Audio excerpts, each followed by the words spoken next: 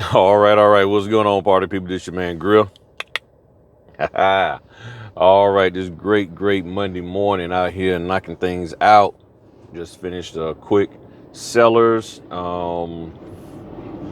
Nice and easy. Great couple. See, this is why I like doing face to face because you have an opportunity to have a conversation with people and engage with them and all of that. And then they get to feel your energy. And if they like you, they want your business card, they want to share you with their friends and stuff, the service that you provide, not like you something to pass around. But if you're giving them great service and all of that, they love that. And when you're organized, you have a level of confidence about yourself, and then they're confident in you and what they're doing and all that. It just works and everything. But I tell you, and last night we had another person sign up for the training, so we got 2 seats available. um, we had a nice meeting last night, and I tell you, we got together, went over the documents, well, went over notarization, making sure that they understood proper notarization. Had a great discussion. That thing, we was in there for about maybe an hour or two, and we just went over everything. So the person, one of the attendees, I don't like calling them students because I think y'all, is a little bit beyond just being a student. But the attendees, they actually, one of them, had been out of the business for 3 years, or started 3 years ago, but never got started because they was working with with their spouse on a family business. And now that that is up and running the way it needs to be, they're like, hey, I got time now to come back and knock this notary thing out and get going on that. And I honestly can say they're going to do great once they get the other part of the training I'm going to do. They're going to do great. So we had a really productive time last night in helping them to understand how to properly fill out a notarial certificate, because that's the main thing. Once you get that solidified, everything else that I'm going to be working with you on is going to be a piece of cake. um, so we had a great time doing that. And part of the reason why is because what I saw in them is that they had the ability and the willingness to use critical thinking. What I've learned over the years is that critical thinking is key to any business owner success. You have to be able and willing to think fast on your feet. You have to be willing and able to suppress the nervousness and fears of the unknown. If you're unwilling to do that, if you're not able to do that, you're going to struggle mightily. And I mean mightily. You're going to struggle because you're going to always be operating in self-doubt. And that's one of the things that I've seen within this business, is that a lot of people come into it with self-doubt, and then they continue to execute the business with self-doubt, because that's just pretty much who they are. And you have to learn and develop to a point of getting out of that self-doubt. And we all can experience it or have experienced it, because some people say, I've never experienced self-doubt. I'm the least doubtful and doubtless person. I don't have any doubts within me at all. Okay, fine, cool. But some of us will have that because of our environment, whether work environment, our personal environment.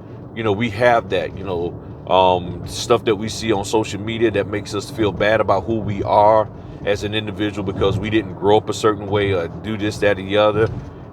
And one of the things that we can all say is clear, that people who have a lot of self-confidence and remove the self-doubt, they tend to do good in life, and they tend to be very good entrepreneurs, and they tend to like, okay, let me make this thing happen. And then you can have people who overcompensate because of self-doubt, but I know I'm not one of them. There, because I'm not one of them, but there are people who do, and they make things seem more than what they are. And one of the problems that I've seen is that people get caught up in the glitz and glamour of the business, and they're not able to look at the core. What is the meat? What is the foundation of any business? You get caught up in the glitz and glamour, and you're trying to run the business off of that. But when that stuff wanes off, do you actually have the foundation? And Oh, okay. And that's one of the things that you're going to have to manage. You got to be able to manage that and say, okay, I see the glitz and glamour. That's nice, but what's the meat of it? What's the core? What's the real deal? How do you make money with this? How do you be successful? That's the thing. It's not all about bragging and boasting about how much money you done made. It's nothing wrong with that. I mean, you want to do that, that's cool. But if you're going to be a trainer, mentor, coach, a TMC, you got to stop just pulling people in from the, oh, I made this money and you can too, to let me make sure your foundation is straight. Because if you don't have the foundation straight, you don't have the proper purpose and responsibility of what you're supposed to be doing, you're not going to be able to apply the right level of critical thinking to it. If somebody gave you this case and told you the wrong reason and purpose of it, you'll be applying critical thinking skills to try to make this do something and be something that it shouldn't be. Oh, that was an airplane. I was like, what in the world? It was an airplane flying. There it is. Flying over here by the military base. So if you plan on properly applying critical thinking skills, then you have to understand what is proper for that business. When you're trying to apply the proper critical thinking skills in your relationships, okay, when you understand the role of each person in that relationship, you understand your role as a husband, the role as a wife, then you can operate correctly. Okay. So if you're looking at yourself as the husband of the family, then you need to understand, okay, there's certain roles and responsibilities and certain things that you need to handle. And then you go out there and do it. And what's the biggest issue with people is that when they're not operating properly. So if we're not being educated and taught properly within this business, then you can't operate properly. Then the signing company is upset that you didn't use any proper critical thinking skills to figure out ... The title company is upset. The lender is upset.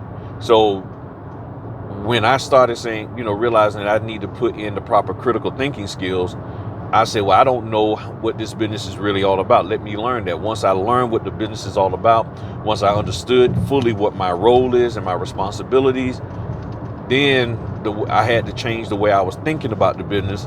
And sometimes the way that you're thinking about the business does not feel good, or the way you need to think about the business does not feel good and comfortable, but it is effective. And now you got to make yourself be comfortable with being more effective than just feeling good. And when you can operate in the effectiveness, which then eventually being effective will feel good, because you will see the results of it.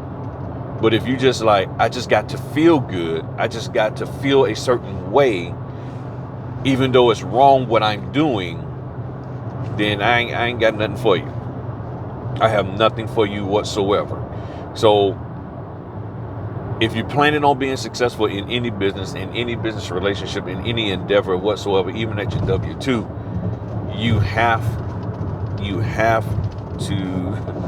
gotta have critical thinking, and you gotta understand the purpose. Because if you're not thinking things through clearly, you will make improper decisions that will cost you time and money. And then what ends up happening, then what ends up happening is that the people around you end up suffering because of your bad mistakes. And it can happen to all of us. So I just encourage you to look at life and business in a more practical way. Stop getting caught up in the glitz and glam and thinking you're going to be the next millionaire, billionaire just because you're in part and you just started this. It doesn't work that way. There's some wins, there's some losses, but you got to start thinking critically. You got to start having some foresight. You got to start really not taking things for granted and thinking that everybody's going to act right and do right, and make better decisions that don't negatively impact you or others. And anger is a mask for fear. And when you see people getting angry all the time, a lot of times it's because they're fearful of something. They are fearful of something. I learned that from a preacher a long time ago. So you got to be careful when people, you're working with people, then all of a sudden they getting angry and they start demanding stuff. Okay, they're fearful of something. They done lost something. Something didn't go right, and now they're taking that on you. So you got to understand the purpose of things.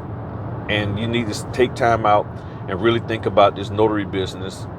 And when you understand the true purpose of it and what we're really supposed to be doing and our role in this, now you got to ask yourself, am I willing to do what it takes to do that?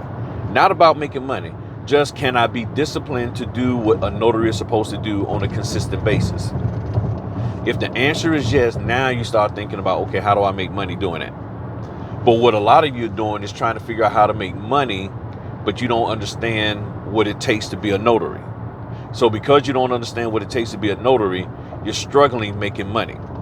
And that's even in other lines of business.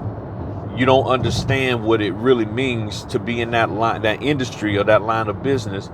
All you're worried about is just trying to make money by being in it. And then when things go awry, as they say, then you start stressing. And we all been there and all can be there if you have not been there yet. Because there's always that guy. I've never been stressed in the whole life when it comes to business or anything. I am just the quintessential entrepreneur, and I have everything there is to be had, and I know everything about everything. So Griff, you don't know what you're talking about. That is beneath me, you peasant. You got it. I'll be the peasant, and I'll just learn how to develop a hard outer shell, so when life hits me with whatever it hits me with, I can handle it and keep going and using that hard outer shell to protect my family, while you sitting there in the gutter crying and whimpering in the fetal position. Stop trying to be more than what you really are. Recognize who you are as a person, as a business owner, and stop trying to floss. And learn your industry, learn your craft the way it's supposed to be conducted, and then you will have a good foundation that will exude confidence to the people who you are marketing yourself to. One of the other reasons why a lot of people are having struggles getting business is because people can see you're not confident. They can see you don't really know what you're doing. Oh yeah, you got all the glitz and glam and the little logos and all of that, but you really don't know what the heck you're doing. You really don't. You just want somebody to pay you some money. That's all you want. And when people sense that about you, they ain't gonna rock with you. And you think you pulling the wool over their eye? Why you think sometimes people don't be wanting to pay you? Because the way you come across. You're not coming across as a person who's supposed to get paid. And I've had that happen to me. They're like, okay, yeah. They ain't want to pay me. They're like, you ain't for real, for real. Y'all know that phrase. You ain't for real, for real. You for real, but not for real, for real. And when you aren't for real, people see that, and then that's when they start trying to take advantage of you. I'm not saying that it's right. I'm not saying that it's proper for people to stiff you, but I'm saying when you don't exude what they're looking for as an entrepreneur, that's when they say, I can screw you over.